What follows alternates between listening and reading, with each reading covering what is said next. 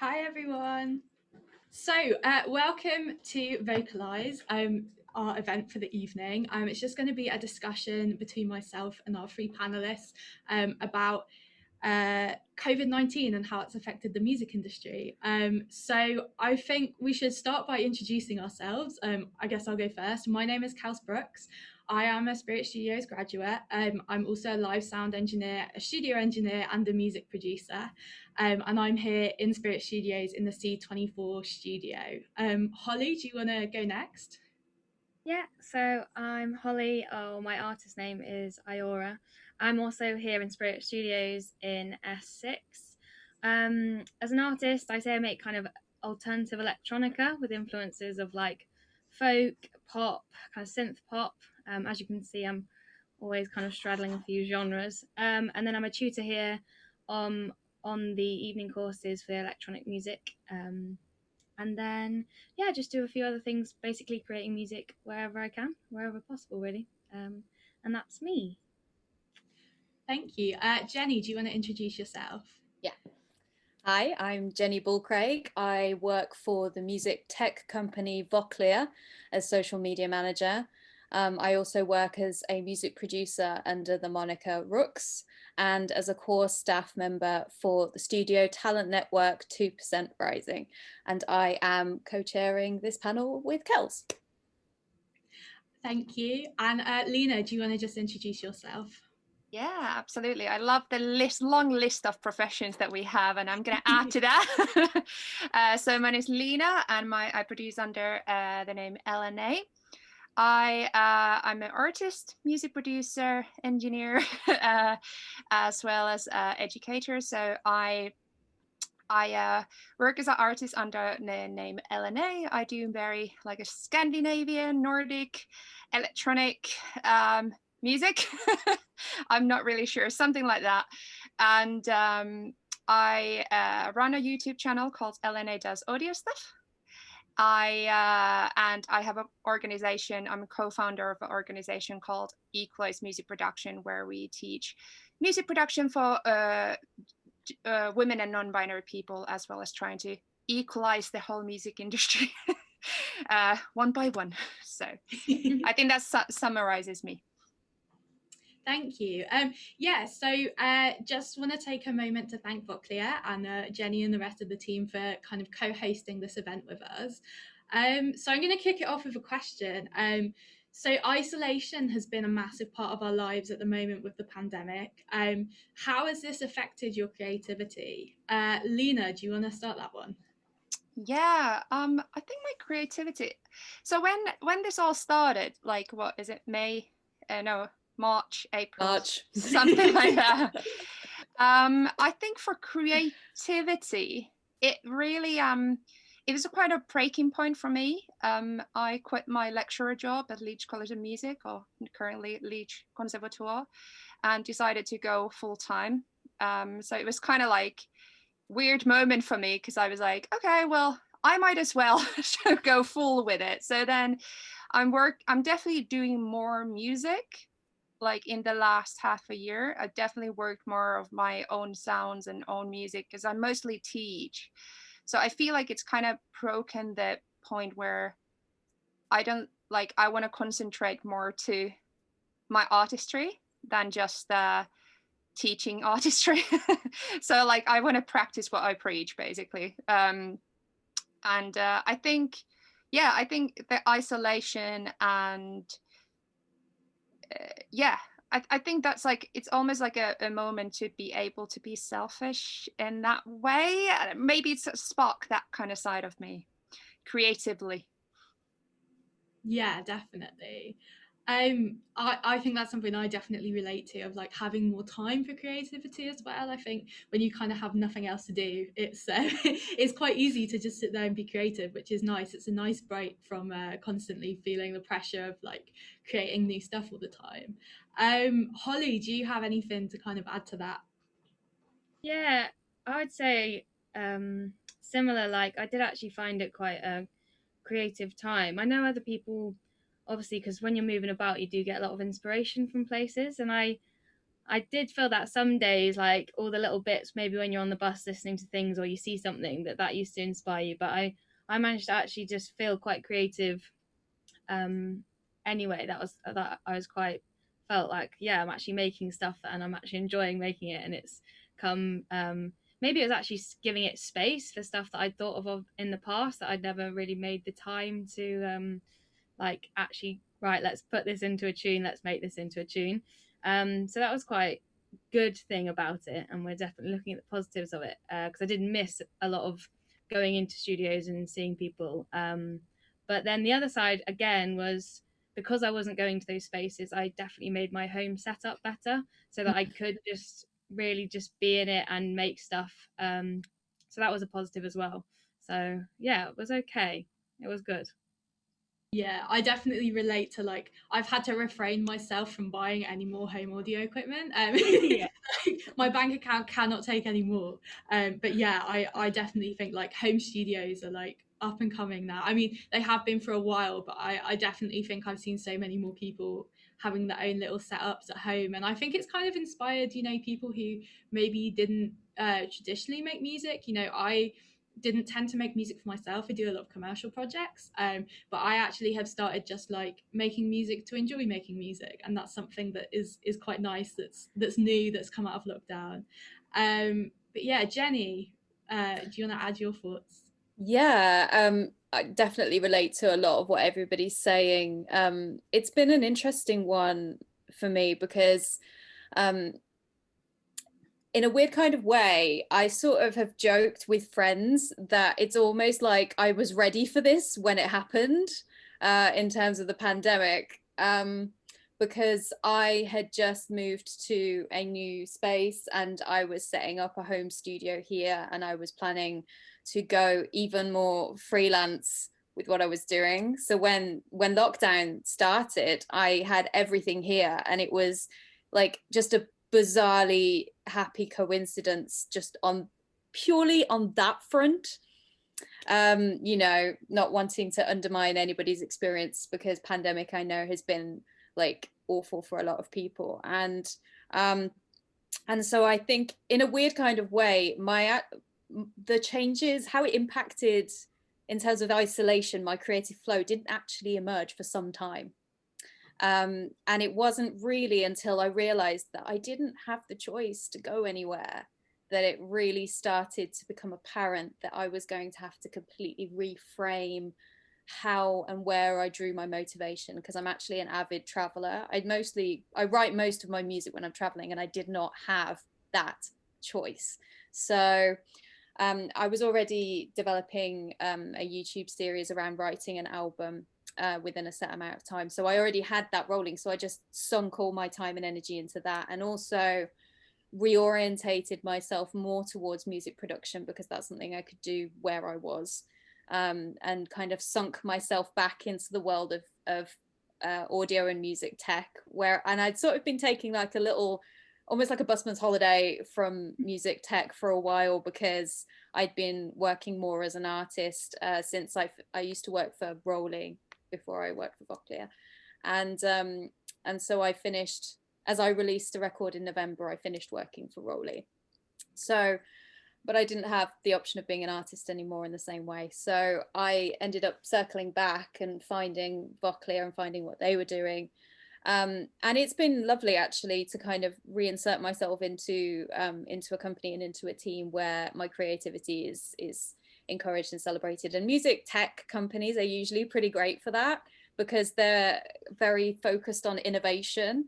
So and encouraging that in their team in order to, you know, kind of continue to enjoy the products that we're creating. So so the impact has sort of been like a mixture of pros and cons, and it still ebbs and flows. Like I miss people, I miss connecting in person and studio environments, and I've had like a couple of co-writing sessions that have been in actual studios over this period, and each time it's felt like it's blown my mind. Oh my god, I'm in a studio, not my, you know, home making stuff. So yeah, it's been a strange ride. Yeah, I mean, today is the first time I've been in a studio since March, so my mind is blown at the moment. But yeah, I can't remember really, when. really, I can't yeah. remember. I was probably in like Leeds College of Music a long time ago, but it just seems like so long time ago. Do I'm you in know my what? home studio right now. That was my last show, was at Leeds College of Music. It was actually with Holly, and we were working on, like, it was super cool. I mean, Holly can tell you more about this because she was a way bigger part of it than I was, but it was an all-female kind of like music collaboration, and to be honest, as last gigs go, it was pretty cool. Like, it was a really great gig. But yeah, that was the last time I did a show, and yeah, this is the first time I'm back in the studio, so crazy. Very surreal. Yeah, I think as well, like, you know, like you were saying about the pandemic almost being like a good time, like coming at a good time. I kind of, I mean, I graduated in May this year with my bachelor's degree, and so I actually, like, having this time to kind of breathe has been really nice for me, because I went from kind of producing tracks and doing music as like my job all the time, constantly, to being able to refine that creativity and kind of decompress, which was just really nice to kind of you know, have that time to step away and refine music for myself and my own passion, rather than just making things because I have to make them, which, you know, is part of doing a creative degree, and I don't regret it at all. But it was really nice to kind of have that time to find my own creativity again. So yeah, that was my experience anyway. Yeah, that's cool. I mean, we're taking everything that we can, I think, from this time. Something my mum used to say was, this time will never come again. Anytime anytime she caught me like loitering around the house claiming I was bored, to try and re-stimulate me into doing something. And I think that's something that has sort of been reverberating around my brain a little bit during this time. But that leads me nicely into the next question to consider, which is, in what ways do you think the pandemic has been a broader catalyst for music and audio industry? Can you just say what catalyst is? I don't know. Yes, catalyst. So catalyst is it's a word that's usually used in chemistry, actually, and it's when a factor shakes things up, changes things, or completely kind of almost redesigns a landscape or a compound. You did. But every time you say that word, I'm like, what is that word? For anyone who's watching, I'm not native English speaking, so I'm not stupid. I'm just foreign. So yeah. So I'll say that again. In what ways do you think the pandemic has been a broader catalyst for the music and audio industry? Who's gonna go? I should call on someone. How about Holly? Yeah, I can kick us off.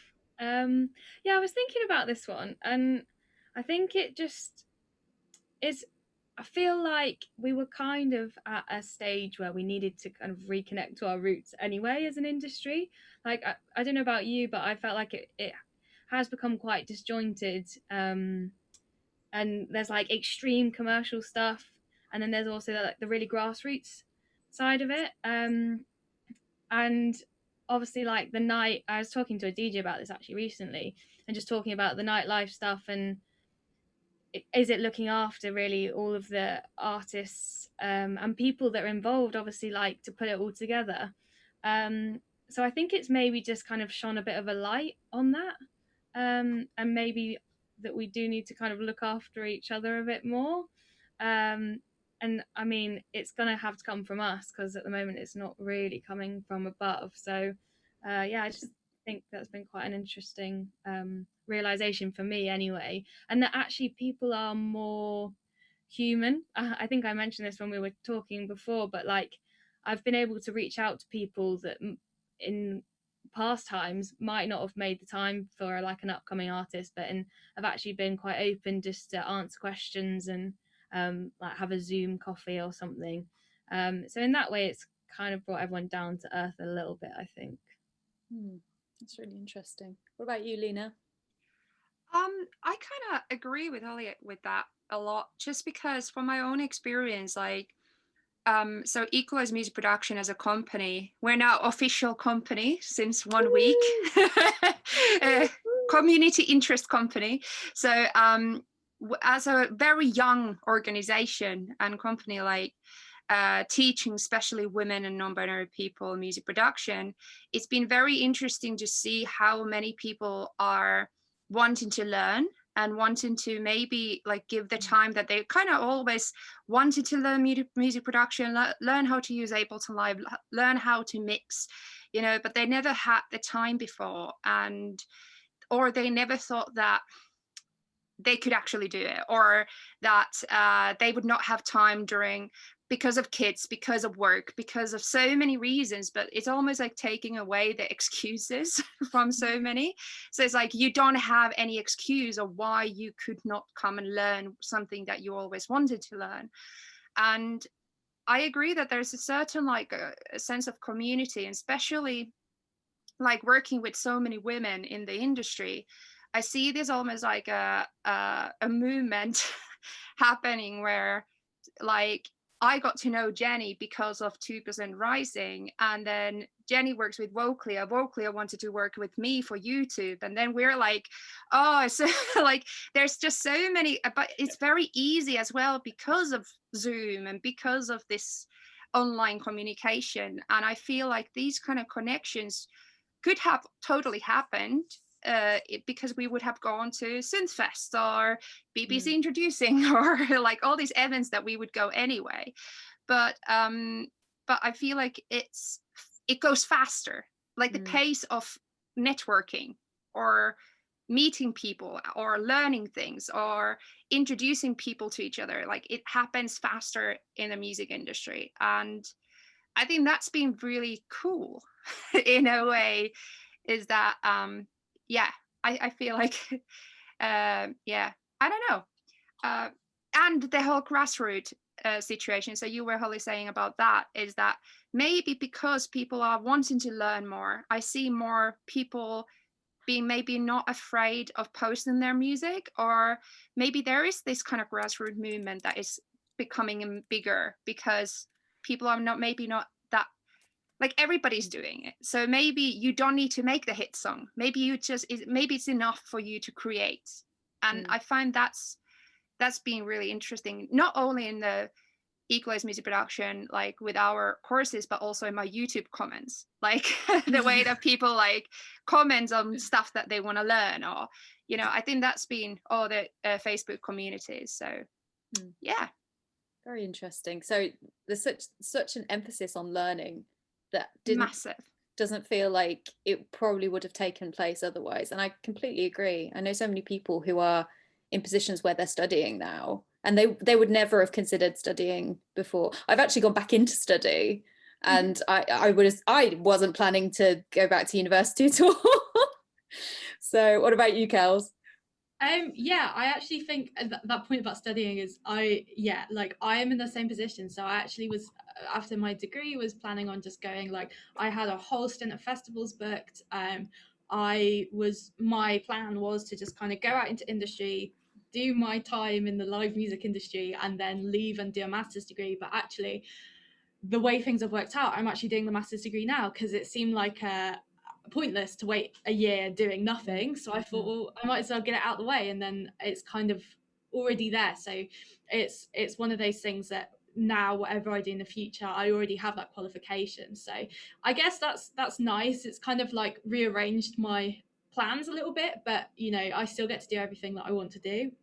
But in terms of like what Holly was saying before about kind of shining a light on the music industry and kind of how important it is, and all these different people that work in the music industry, I think for me personally, I'm not a performer, and, you know, I'm one of those people who's dressed all in black and like trying desperately not to be seen as I like try and fix cables and stuff.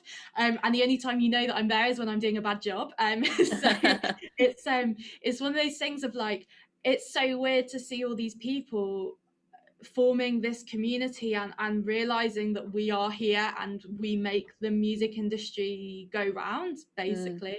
You know, and it's been so nice to see people finally realizing that techies are, you know, a super integral part of the show, and to see that people, you know, I think when first everything kicked off and all these events were getting cancelled, you know, as I said before, I had a full festival stint booked. I was booked up from May till September, and all of those shows got cancelled. And for most live sound engineers, festival season is where you make all your money, and then the rest of the year is kind of like just topping that up.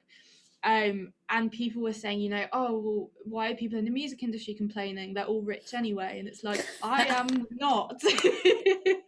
Common misconception across the board. You know, everybody thinks that, you know, all these musicians are earning so much money, and for the likes of the Grammy winners and you know, the people in the top 10, maybe one day.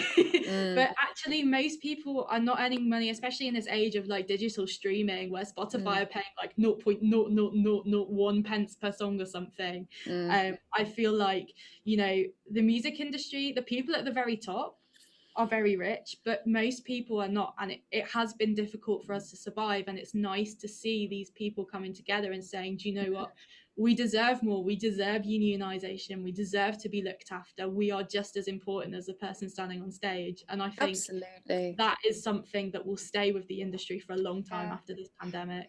But also those people in the top, they have people behind them. Without people behind them, they would have nothing. And they might be rich, but they have like a whole team to make them rich. And that's it. But that team, they are maybe not on the top, what, like 1% might not be without money, but the team will be. And that's the whole sad thing, is that what people be noticing is that that's, you know, the team is missing out. And there's definitely been light shine on that, but then has it been enough? I don't know. Well, this is the thing really, because I mean, I'm pretty convinced that this isn't going to go away anytime soon, because something very useful that my former manager used to say was that no one designed the music industry. No one sat down and like was, you know, architected it all out. It has evolved in a certain way to benefit a handful of people. And so what's happened, I think, you know, just to build on what all of you have said, is that what's happened with this pandemic is that it's forced everyone to see just how many people are involved with keeping the music industry moving forward, in particular, and the audio industry too, and all the overlap, but particularly because we lost events, and the combination of that with then how we manage streaming and licensing and live streaming, and in particular, and how, you know, all of these things and how they do not yield money in the way that everyone perceives that they should, for the majority of the people involved in the industry. And so I think what's happened is it's basically forced us to stop in our tracks and realize that that essentially there's been some getting away with those handful of people earning all the money, because we've been adjusting and adapting to a shifting landscape by putting by basically saying, okay, live is where we're going to make our money, because streaming has broken records for us. Not broken records, but you know what I mean. It's kind of broken that whole recording income. So now we've got to do something about it, because that problem was there before the pandemic, but now we can't ignore it. We're not in a position to be able to. I actually asked I think it was Musicians Union actually that I asked, but obviously because when we play live we get paid for PRS and PPL, and I was like, I've done lots of like live stream performances, but no one's gonna I'm not gonna get that revenue from that side. So I was like, thought that was quite an interesting thing that, you know, we're gonna have to adapt to, because people are still doing live performances, but they're online now. So it's, I just was like, is there any thought on that? Because it is a side of revenue for people. But who knows? They didn't really give me an answer, so I can't really give anyone else an answer, but I just thought it was an interesting thing to think about. I don't think they know. I think no one has really sat down and thought about this until now, and no one's got any answers yet. It's early days, but you know, I don't think, I mean, in the same way that I think Zoom has basically changed the shape of people having business meetings. Can you imagine? Yeah. It's going to halve the number of business meetings that are in person completely, even after the pandemic is gone. So I think there's still going to be a lot of live streaming taking place after the pandemic dies down, because there's like cultures will evolve around live streaming as an activity. So yes. I think it has a small benefit, maybe not small, it's not the right word, but a little benefit for like access, from an access point of view. I think that's quite nice. So like you say, I think a hybrid way forward would be quite good, because those people that for whatever reason might not be able to be there in person. And it also kind of, I did have someone comment like, oh, I saw you play in London and now I'm watching. So it also solves that like geographical thing, which is quite nice. But yeah, I do miss just people, really, and not just being in your room and being like, okay, gig done, and now I'm sat here alone. Oh God. I think for me, like from live performance perspective, is like I grew up in a theater, and I feel like always when I was like performing in a theater, or when I've been, you know, performing live music, I think the best part of it is not the actual like, here am I with my art, but the best, I think, I don't know if this for other performers, but for me, making music and being on a stage is more the connection with either with the people on with you on the stage, and the feeling of like, freaking we are awesome, like creating music together or creating art together, and the presence of the fact that I'm giving the, like, you know, like when you're on a stage and you look at the people in the eye and you're just like, you know, I think that is so much more powerful than just be like doing your art, because the art is your presence and who you are and your expression. And I feel like that's something that Zoom can, and live streaming unfortunately can give us, is the connection. There's there's something more about, like, as much as you must have charisma or presence as a performer, it's not going to be the same without the feedback you get from the audience while you're doing it. And that makes it more special, because it's not recorded in time. It's not attached to time. It lives in time. So it only happens once. And I think that is the magic of it. And that's why we all miss live events so much, because it's almost like it's a moment that makes you live and feel alive, because it's so it's like living in a moment type of feeling. It's like, this only happens now. I don't know.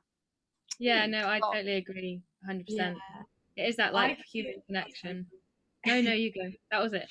What I was going to say is, I always feel like as an engineer and not a performer, I have kind of a unique perspective on this kind of thing, because I think, you know, the intimacy of performing to a group of people, exactly like you say, it's that presence that you feel, and it's about that shared connection through your art as kind of a vehicle for that. But obviously, as an engineer, I'm kind of just like a tangent to that. I'm not sharing my art with the world, but I have never experienced something more powerful as standing at the back of a room with a sound desk in front of me and seeing a room full of people just enjoying, like, it's one of those things. Everyone always asks me what my favorite part of my job is, and that is it. It's standing at the back of a room and looking out and seeing a room full of people just having the best time of their lives. The people on stage, the people in the audience, you know, and I think that is the one thing about my job. I love all aspects of my job. I love sitting in my room and writing music and mixing music, and I love being in a venue, but that is the one part that is just my absolute favorite thing. And I think that is exactly what you're saying about the presence and kind of being with people, and that I think is exactly why we miss live events, because it's just, you can't have that connection through a camera. And I don't know, it's so hard. And I think this is why the live events industry has thrived through, you know, it's always survived throughout everything from when concerts first became a thing, you know, whereas the studio industry and the way we consume music has changed, you know, through different formats and now to streaming and everything, but nothing has ever replaced the gig of someone just standing and playing to an audience. But yeah, that's I think really good observation, actually. Yeah, I think it's just so interesting when you think about, you know, okay, so the technology has changed. We're no longer doing big walls of amps, which I kind of wish we were, because that looked really cool. You know, the PA's changed, the desks changed, but the format hasn't really changed. But I guess that kind of does take us on to my next question quite nicely, is what do you think the future of live events is going to look like? Do you think we're going to go back to how it was, or do you think it's going to change now that we've kind of experienced this? Who's going to speak? Does anyone want to volunteer to go first? Well, I have a thought about what we were just saying, and I feel like it is going to change, and humans are very good adapting into situations, and we do invent things, and you can see already the change is already happened. We have more apps, we have more programs coming up, we have more as soon as pandemic happened, all the music developing companies are like, how can we make people collaborating online? How can we make things happen? Like, they are straight away thinking like, how can we adapt what we do into online? I did that. We had online classes. No, we had Ableton Live beginners class in February. We needed to cancel, so we made it online in Zoom.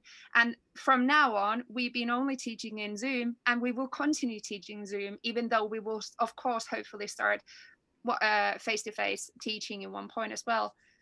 But you know, it's had its benefit to teach or do gigs or do, you know, things on online. Like, I never thought about, example, streaming for my audience or anything, and I've started to do that.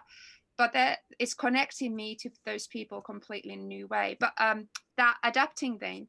So I feel like as an engineer, example, you might in the future, who knows, have different type of role as a virtual reality concert sound technician. Who knows, like, which way, because we now think that that might be ridiculous, and is that gonna work? Is it gonna be like, is that connection between audience and the performer happen in, can it happen? But I think that's what people been asking, and I think that's what people are trying to find solutions for. And I think something like virtual reality concerts, well, it's already happening. In Amazon, I heard Bishi did a virtual reality concert just a moment ago. But is there going to be like 3D people coming to your living room doing a concert for you and reacting with you same time? I don't know, but I'm just saying is that, like, we didn't think we can have internet in our pockets 20 years ago, and now that's happening. So I'm just saying that in a 2010, like, this might have sparked up something that in 10, 20 years, we could not even imagine where that could be in, because people like technology, people like their own privacy, people are getting lazy. So like, that all is like, it's not even the virus. People are anyway lazy. We in a way, like, we are lazy people who want everything fast now into our brains. We want to consume, we want things fast. And I think that was to happen anyhow, but I think this might have made it faster. So but I do think normal venues and gigs will happen, because everything retro might be considered retro, like having an underground gig somewhere with mosh pits. Like, you know, the new generation might be like, oh, this happened in 80s, we should have this. I don't know, but like, we want that, we will encourage that, but the new generations might find it almost like they want to I was just thinking, maybe you're thinking of Alien, like, to go to a gig might feel strange for the younger generation. more like exciting, like okay. something like that they might feel accelerated. Some kind of I'm looking for a word bit like that, but something that they feel like oh, I lost my thought. But anyway, you know, they might feel completely connect. Oh yeah, because I feel like what's happening a lot into already millennials is that we are distancing us like away from technology. Like, how many of you bought plants during this lockdown? I bought so many plants, like so many plants, because I want nature. I want life. I want real life, like actual living things in my life. And I think that's what's happening as well, is that we are, as much as technology is growing, we are becoming more and more like, we want more and more nature and quietness and calmness and just like peace in so many ways. Yeah, and there's real an feelings. Escalation of self-awareness almost, isn't there, at that point? There's a sense of, we are now beginning, because screens are our only option for communicating, we're now starting to understand what it is to become saturated. She says on a Zoom panel. And it does, I think there's definitely something to be said for the fact that I think live will always continue to have a place. I mean, even before pandemic, people wouldn't necessarily go to the cinema because they've got Netflix, but by God, will they go to a gig, or they will go to a festival. So I don't think it will lose its place. I just think there will probably be more options available to people. I mean, for one thing, touring is phenomenally expensive, especially for independent artists. So it may provide better solutions for sharing music live. And I think platforms like Twitch and, you know, those kinds of streaming platforms, they are starting to come into their own for music industry professionals. I know there are other equivalents that are generally preferred by musicians, but so I think it's just opened an unexpected avenue, rather than like, oh, live's in the bin because now we all have screens and that is our life now. What do you think, Holly? Yeah, no, I would totally agree. Sorry, Lena, also, it's probably me that threw you off. So yeah, I would agree that I think live will always continue, because like we've said kind of previous to the previous question, like there's nothing like being with a room full of people all kind of having some form of connection. And I think ultimately that is our like human purpose, is to kind of feel connected to people.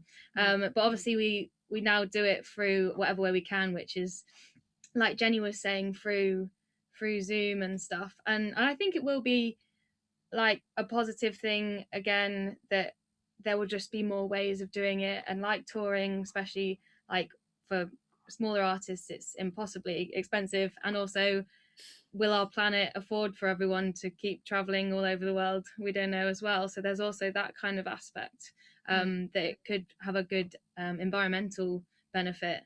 But yeah, I think also people are starting to kind of think maybe a little bit closer to home. Like, I know a lot of people that maybe have experienced, they've been like, oh, I found a walk that I never found at home. Like, I'd never just walk around my local park or like down there and find stuff that you'd kind of before just brush past on your way to somewhere else.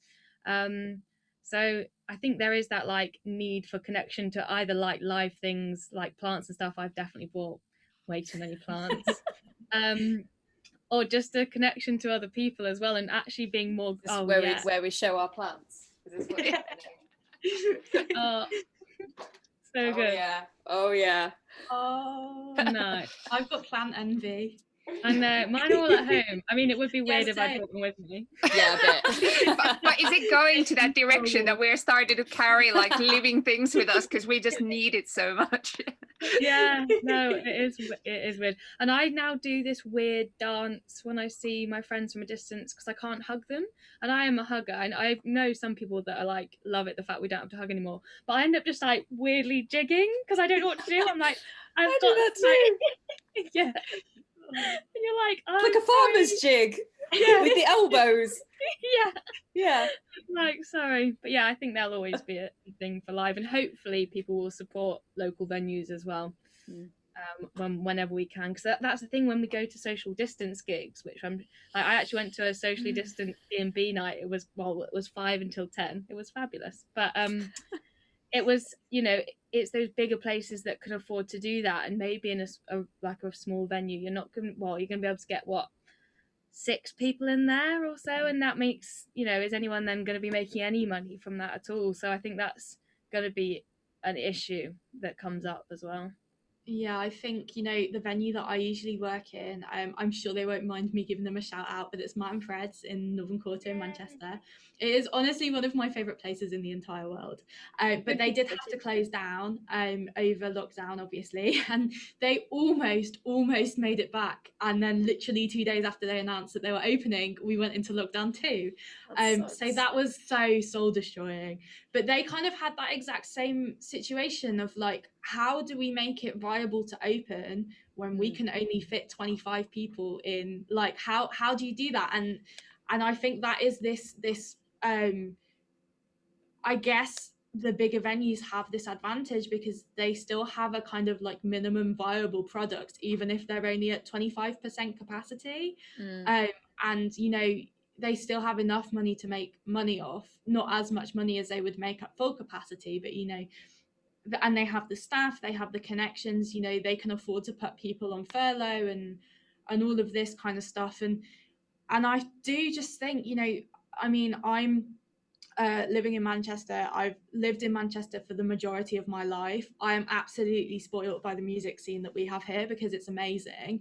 But it's made up of independent venues, and the people that, the Oasises and the Stone Roses and the Blossoms of the world don't start at the Manchester Arena. They start in the tiny pubs and the tiny venues. And if they die, then our music industry dies, because you lose that amazing grassroots talent and those small performers that kind of almost make the music industry run, because without all those performers doing what they're doing night after night, you kind of lose the heart of the music industry. And I think that's the saddest part is, it's these venues that are so important, but it's these venues that are most at risk. And I totally agree with what Holly's saying of like, go back out there, support your local music venue, go buy a drink there, go to the pub, go and buy a drink at your local live music pub or whatever, and support them when they reopen, and support local artists, buy their merch, buy their CD, don't just stream them on Spotify.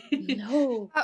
One thing that what you said, that is almost like killing the live industry or music industry, but as a foreigner in UK, it's almost like music industry is what I knew about England, or I knew about Scotland. I lived in Scotland for 5 years, and it's like, that's what I knew. That was your export. That is what this country is really known about. It's art. It's like culture. Manchester, like culture, like that's what, because I've been asking a lot of people's identity, and like, what, as a Finnish person, we have a very strong national identity, which is nothing to do with nationalism. It's just that we are very proud to be who we are. And I feel like when I ask that from English or Scottish, they usually say like, well, like my husband says, football or art. and it just makes a lot of sense. And I think what that makes it even more, this whole discussion, sadder, is that because it's not only your music industry, it's your whole identity as a nation in a way. And so it kind of goes deeper than that. Like, yes, of course, many other countries feel that pain as well, but in here, the amount of grassroots venues, comparing to where I come from, it's absolutely amazing how many amazing like venues there are, amazing bands coming from such a small, like, it's much bigger what I think you guys even understand, like, for comparing other cultures, is that how much it's building you. And that's why it's hurting, because it's literally like dying a part of your identity. I don't know, that's just as a like observer. I lived here for 7 years, and I kind of observed like how that is like from a outside point of view. Yeah, I really agree with that, Faye, because there's been points in my life where, you know, I kind of reflect on what I do and stuff, and I always think, you know, whenever my friends introduce me to someone new, or like someone meets me for the first time and they're like, what do you do, what are you about, like what's kind of what are you interested in? And it's music, and everything is music. My job is music, my hobbies are music, I used to be a musician, like everything. I only ever talk about the music industry, and everyone gets really sick of it really quickly. But I feel like for me, I was like, is this just me hurting because I am so deep in the music industry? And then I realized, you know, I look at people like my mum, who she says this herself, like, I'm not calling her out on Zoom, but she has not got a musical bone in her body. She has never played an instrument, she's never worked in the music industry, she's never had anything related to music go on in her life, and she's feeling the same pain that I am, because she's lost live music, she's lost, you know, even just things like, you could go on a night out in Manchester pre-COVID and you could walk past any bar and there would be a band playing, or, you know, a singer or a DJ, and you just think like, it's such a loss of our culture. Exactly that, you know, it's like, or folk music, you have that like every single Yeah. pub ever just has like random folk people. But even that kind of it's community, it's your cultural heritage as well, to hear that there like it's what you build on, but then you're not hearing that, and that's almost like it's weird that you're not going to have a beer with having someone putting a fiddle next to your ear. The first time I went for a beer after we kind of opened up in August, I was like, this is so weird. And at first I was like, oh, it's weird because like everyone's wearing a mask and we're all sat 2 meters away. And like, it's not, it's because it's quiet. Like, why is it so quiet? And it is such a lot. Yeah, I'm missing the fiddle. Where's the fiddle? Where's the drunk man singing like Champagne Supernova in the corner? Yeah. Like, I need this. Like, this is part of the, but yeah, I think it is exactly that. It feels like, yeah, a loss of culture and a loss of pop culture is also massive part of your culture as well. Pop culture, so it's almost like these are like massive parts of your identity, not only as a like individual, but as a like a whole nation. And that's the kind of crazy thing, is that that's all taken away suddenly. Totally. I mean, one of the delightful aspects of the fact that I'm now studying again is the fact that I'm studying the history of popular music, and it is amazing actually, just because of how much of what we take for granted in terms of the movements and the evolution of pop music has taken place in the UK and has been kicked off in the UK, and it has been for so long a world leader, the melting pot that sets a standard and sets trends, and and sparks ideas for trends in music globally. And so that has been like kind of it's almost been like it's mind-blowing in a really cool way, but also, oh God, so sad, because now we're in this position. So I'm sort of like relishing it, but also like quietly dying inside. But actually that leads perfectly onto what I suspect might be the last question of this panel, because we've got about 10 minutes left. But not necessarily asking us to solve this entire, like half of the problems that we've, or kind of ideas or things that we've raised. We'll solve it all, don't worry. We'll solve it all. 10 minutes, go. But how do we adapt moving forward? What are our thoughts on that? And I'm going to pick someone. I'm going to say, Lena, do you want to go first? How do we adapt? I think we kind of covered a lot of stuff that what will happen in the future and stuff, but as I said, the human race is very adaptable for many ways. And as you said, well, UK has been, and now of course we are talking about mostly UK popular music, but I feel like even back in Finland, everywhere in the world, I feel like we will bounce back, and music and art is the thing that will never ever, being able to, like, it's been tried to be hidden for so many times in the world, but artists just find a way.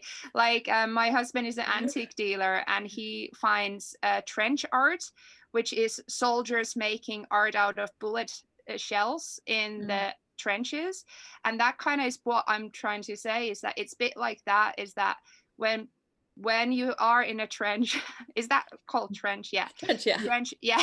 And you only have the bullet shells. What can you make out of it is a beautiful pot for flowers that is carved with details. You know, that's where we are right now. Right now in the world and music industry, is that we will carve those beautiful items out of the trenches, out of the bullets things. And I think we will adapt, and art can never be killed, so it will come back one way or another. It's very poetic. Isn't it? Yeah. All right, Kels, might write a song about it next. Yeah, I think one thing that this pandemic has kind of brought to me is like this immense feeling of pride in this music community. And like even now, just talking with you guys, it's like we are not going away, and there is every reason for us to quit and do something and make like Fatima the ballerina and retrain us in cyber security. But you know, like there is every reason to leave the industry right now. You know, I have not made any money from music since March, but I'm still here. I still love my job. I still want to come back to the studio, you know, and I think that's what we are, an industry built on passion and love for what we do. And, you know, I think that definitely is something that makes me so proud to be part of this community. And I think that's kind of been my takeaway. But in terms of going forward, I think one of the biggest things that I guess has been brought to light by this pandemic as well is how many people are involved in the music industry and how important every single person is. You know, the person who is rigging the lights, or, you know, making sure the stage is safe, or running the bar is equally as important as the person who is stood on stage, you know, singing or playing an instrument. And I think that's kind of been brought to light, and what I'd love to see going forward is that recognition of everyone. You know, this is a community, and nobody could do this without everybody else. You know, we all play a cog in the machine, and without everyone else it wouldn't work. So I think that's one thing that I really want to see going forward, is this recognition. And then also, I guess the other thing that I really want to see is the exploitation of small artists needs to stop. You know, Spotify, all this streaming stuff, I sound like an old grandma, don't I? Like, this streaming stuff is not okay, but it's not like people need to be it's paid not sustainable. fairly. No, and it's so unfair, especially now that streaming has become, you know, one of the main revenue sources. Like I know musicians who have got tales of being paid like £1 from Spotify after having their music up for years. And it's like, it's not okay to exploit smaller artists. You know, it's not okay to exploit bigger artists either, but, you know, as I said before, it's these grassroots artists and venues that are really, you know, such a huge part of the music industry, and we need to learn from this and protect those people before it's too late and we start losing significant parts of, you know, of our music industry, but again, as Lena was saying, like parts of our culture as well. It's not a hobby, it's a job. That's the thing. It is a job. That's something that has been so stark about this whole thing, is it's people are finally waking up to the fact that we have jobs. It's the real job, Mom. All right, Holly, what have you got?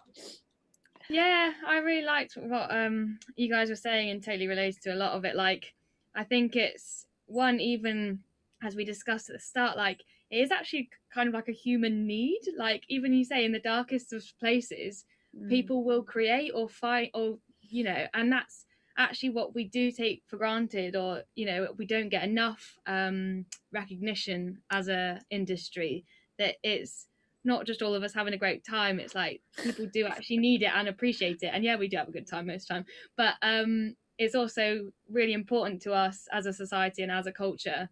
And I think everyone should be encouraged to create more. Like, I think you really form and play with identity through it. And I think the education should definitely do that. I think they do that in Finland, right?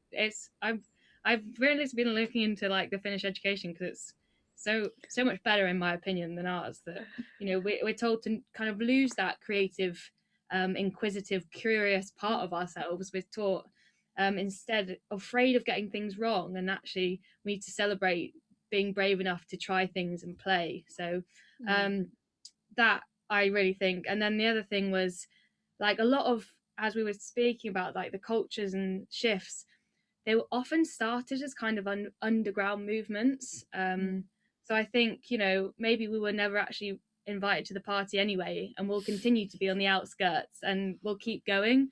So I think we'll just adapt and hopefully keep creating, and maybe support those that are in a position where it's like, actually, I do just want to pack it in and go and see. I think we need to think about how we do make that possible for people, not just be like, you know what, I can't do this anymore, because we will lose out on that pop like culture and that dripping down into the big mix of music and creativity that makes our world and country great. So yeah, I think it's interesting, because I was on Radio 5 talking about this yesterday, and the tricky part is that at the moment, because the government hasn't supported the entertainment industry remotely adequately, despite all the things that the Chancellor likes to say that he's doing or they're doing, realistically speaking, the music industry has only been offered roughly a 30th of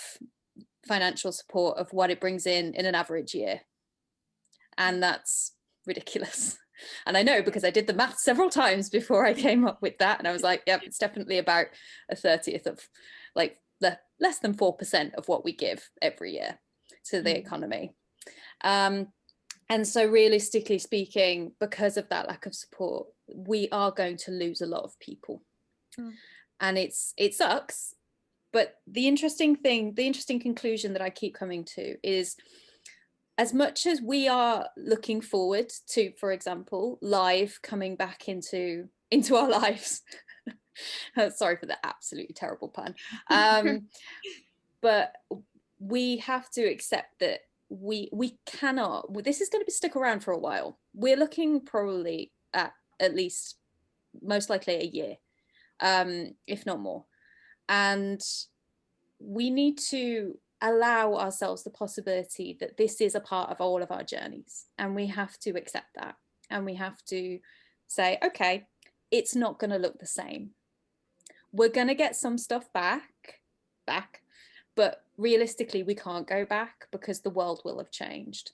So as long as we are able to keep framing what is happening and reframing in a way that we are looking forward and saying, okay, how do we adapt? How do we do this? Then I think we will always have music industry and a music scene, but I don't know exactly what it's going to look like. I feel like we've kind of speculated some really interesting stuff, but can you ever, with art though, if you look any artist movement in the history of art, you can never, it always comes one out of some dumpster somewhere, and you're like, wow, that's the new art movement. But that's the great thing, that something will come out from this. Something will. Yeah, it will. And I think we just all have to white knuckle this out, really, to the best of our ability,